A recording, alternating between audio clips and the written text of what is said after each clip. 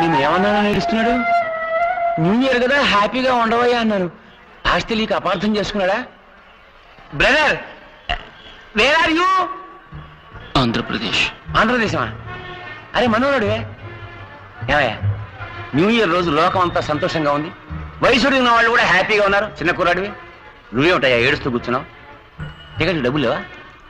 ఇంట్లో ఎవరికైనా ఒంట్లో బాలేదా? ప్రాబ్లం ఏమిటో చెప్పయ్యా, నేను తీరుస్తాను. అది తీర్చడం మీ వల్ల కాదు. Anyway, thank you. తమ్ముడు, ఎవరైనా ఆనందాన్ని ఎందుకు పంచుకుంటారో తెలుసా? అందులో చిన్న స్వార్థం ఉంది. ఆనందాన్ని ఇంకోళ్ళతో పంచుకుంటే అది రెట్టింపు అవుతుంది. నీ దగ్గర పంచడానికి ఆనందం ఏమీ లేదన్న సంగతి తెలుస్తూనే ఉంది.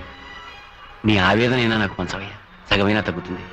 మనసుకు భారం ఉండకూడదు బాబు, నాకు చెప్పి తగ్గించుకో ప్లీజ్. తమ్ముడు చెప్పవయ్యా.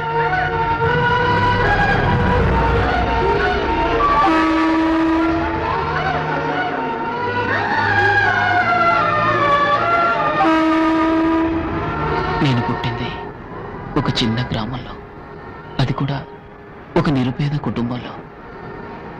ఐ థింక్ మే 1996 నా కాలేజ్ ఇంటర్వ్యూ కోసం మొట్టమొదటిసారిగా నేను ముంబైకి వచ్చాను.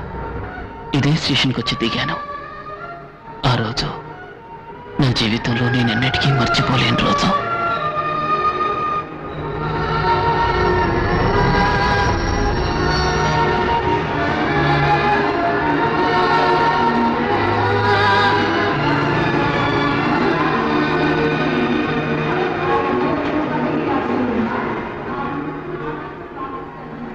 నాకంటూ చెప్పుకోవడానికి ముంబైలో చుట్టాలు, స్నేహితులు ఎవరూ లేరు.